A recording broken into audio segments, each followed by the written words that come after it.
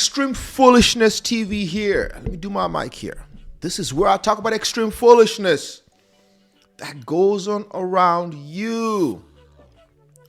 This video has been requested heavy. I had folks hitting me up on Instagram, texting me, saying, why haven't you done anything about the Cardi B video? And I'm like, I'm sorry. Better late than never. I'm sure you guys have heard. Cardi B won her defamation lawsuit against Tasha K, the blogger. But I have my view about the verdict. I'm going to be breaking down the verdict for you guys, and I'll be explaining to you what options does Tasha K have from here going on. This is right up my alley, as I try civil cases all day, every day. I eat, breathe, and civil litigation. First of all, it sucks that Tasha K got bad representation in this case. I think that is what pisses me off the most about this case. Even though what Tasha K said was not good, you shouldn't say somebody has an STD or STI. But on the other hand, I still want parties in the courtroom to get good representation. This is Atlanta, Georgia, people. You have the Georgia Association of Black Women Attorneys in Atlanta. That association is filled with black women who know what they're doing. A lot of them have worked in big law. They try civil cases a lot. They would have given Cardi B's attorneys a run for their money. They will have shown Cardi B's attorneys how it's done in the A. But no, Tasha K felt like she had to go hire criminal defense attorneys who don't know jack about civil litigation, let alone a multi-million-dollar civil litigation in federal court. Why those attorneys took her money in this case, I don't know. They did her a disservice. I cringed. I think I did one or two videos before last week or so about how her lawyers suck. I saw it from a mile away. Let's just go into the verdict. So first of all, let me hold on a second here. So first of all, this is the verdict from yesterday, where she was found liable for defamation. She was also found liable for false light, liable for intentional infliction of emotional distress. She was awarded $1 million in general damages and $250,000 in medical expenses initially. Once I saw this verdict form, I knew this verdict form was not good, because the $250,000 in medical expenses was not supported by the evidence. In order to get medical expenses in Georgia, you have to show your medical bills. You have to pretty much show the jury, this is how much the medical bills are. You have to compute and add everything. Those are your medical expenses. That is what you're entitled to. They are called special damages because they're special. But Cardi B did not introduce $250,000 worth of medical bills and trial. And let me even give her the benefit of the doubt. Let's say this is future medical expenses, that this is inclusive of future medical expenses. She did not have any testimony to show that future medical expenses of $250,000. She didn't have any doctor testify that she's going to need all this medical expenses into the future.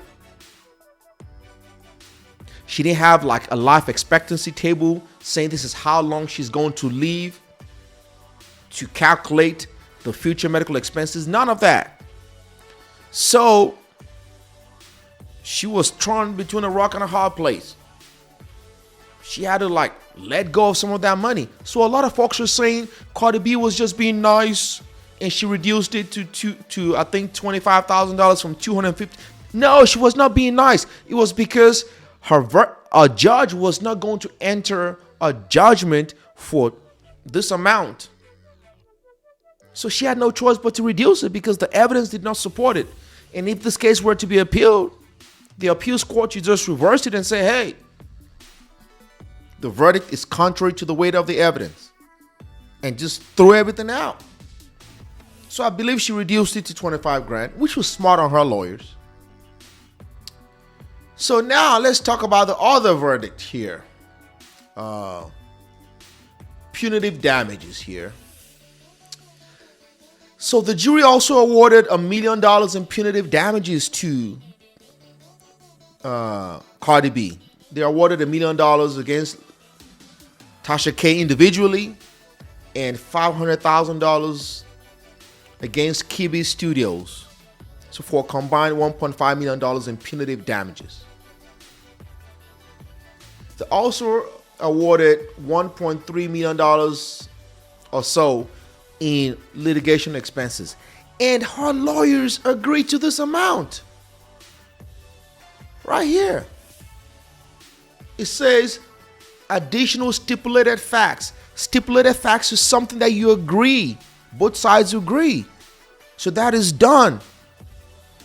Tasha K's lawyers agreed that attorney's fees, Cardi B's attorney's fees of $1,300,000 and something $753.47 are reasonable. Why would they do that? Why would you stipulate that opposing counsel's attorney's fees are reasonable? I don't understand that. The only thing I could think of as the reason why Tasha K's lawyers did this is because they were just tired. They were just like, okay, we agree. We don't want to break down this attorney's fees, because they had every right to put Cardi B's lawyers on the stand and ask them how they came up with $1.3 million in expenses. And look at it. It doesn't say, okay, it says here, plaintiff's attorney's fees and expenses in this action through January 25th, 2022 are $1.3 million and some change and reasonable. Why would you stipulate to that? I don't know.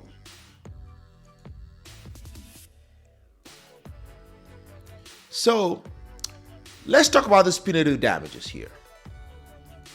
In Georgia, punitive damages are capped.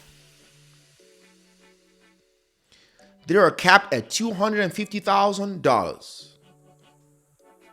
So this judge is going to reduce this punitive damages to $250,000 each, which is why I do not understand why Tasha K's lawyers even agreed to this verdict form. Hopefully they objected, because the punitive damages could have just been one and done. So that is another tactical error that I feel like they did. If you look at the regular verdict form here, I know this is a little bit technical.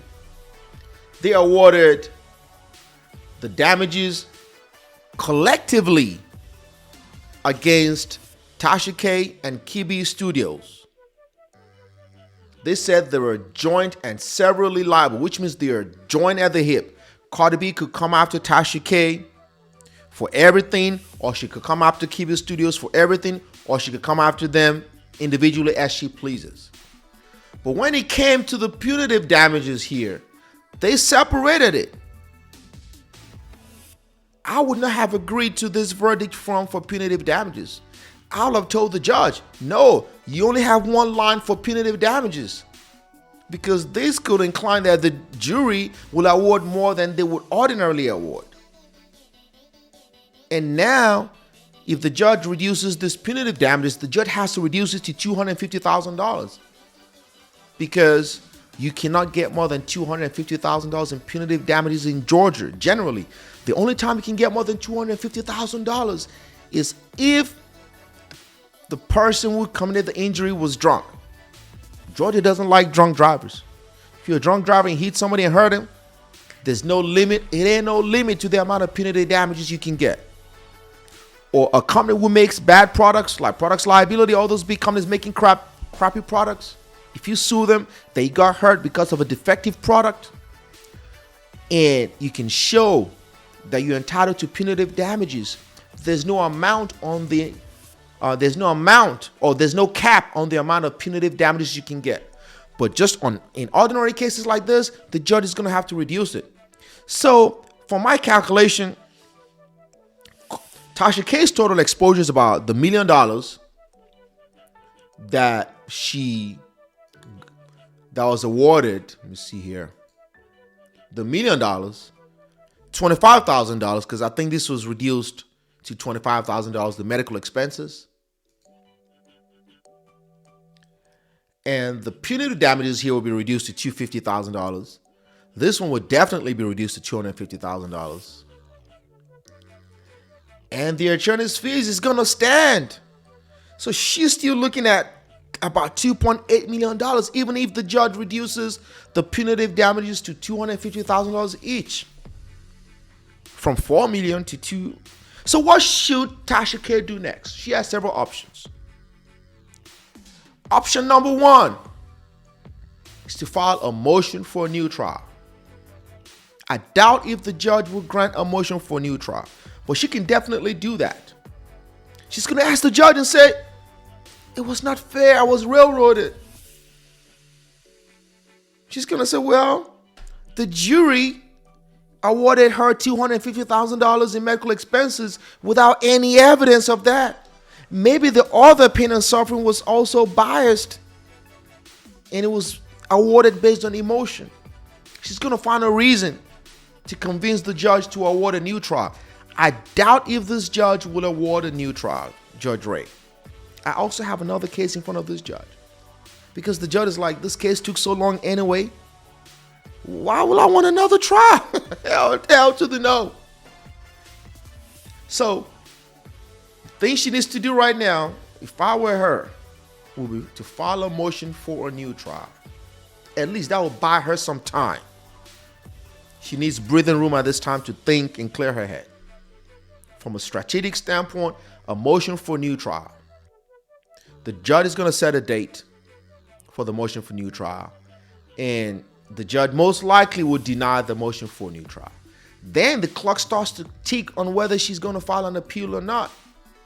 In Georgia here, appeals from federal courts go to the 11th Circuit Court of Appeals. She's going to make her arguments there. But I don't know if there are many issues preserved for appeal, because you have to preserve your issues for appeal.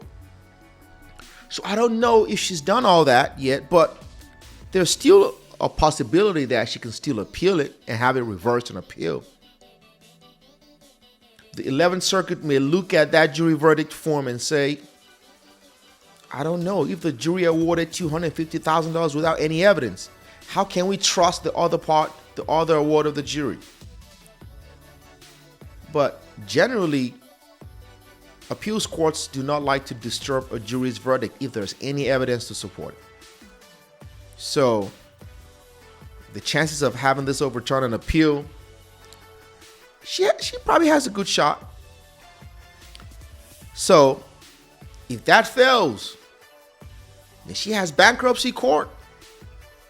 She has options in bankruptcy court. She's probably going to have to discharge some of this debt. Because, $2.8 million, that's a lot of money to pay out. Another issue the judge is probably going to do is about the injunction. The judge is probably going to want to hear from the parties as to what to do with the videos, because from my understanding, the videos are still on Tasha K's channel on YouTube. So will the judge be entering a temporary injunction to bring it down, or permanent injunction? The judges do not really like to get involved with that kind of stuff, honestly speaking. So Tasha K can say, hey, you know what? Cardi B, you already sued me. I'm going to leave the videos up. But if the judge orders her to take it down, she will most likely take it down. She will have to take it down. Otherwise, she'll be in contempt of court. And the judge this time around could lock her out. So I don't think that she would not obey a court order. Then another thing she can do is call Cardi B and say, you know what, Cardi? Instead of me filing a motion for a new trial and appealing this stuff, or instead of me running to bankruptcy court, why don't you take $500,000 or $1 million and call it a day? I'll make a payment plan. I'll waive my rights to filing a motion for a new trial. I'll waive my rights to filing an appeal.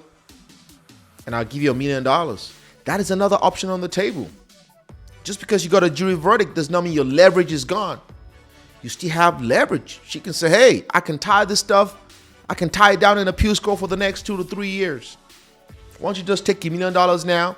I'll take down the videos and we're done. That'll be another good scenario for her. I'll be doing much more videos about it. I'm going to be doing a video about that attorney who took this case, Olga. Let me know what you guys think in the comments so far. I appreciate you guys for watching. Stay safe out there. If you haven't subscribed, subscribe. Hit the bell. I'm going to be doing more videos about this stuff. I'll also be doing a video about what implications does he have for YouTubers. I'll be doing that. What kind of message does this send? I'll be doing those kind of videos. So let me know what you guys feel in the comments. Appreciate you guys again. Drop a comment, like, share, subscribe. This is your boy, a.k.a. Mr. Make Him Pay. Stay safe out there. And most importantly, say no to extreme foolishness.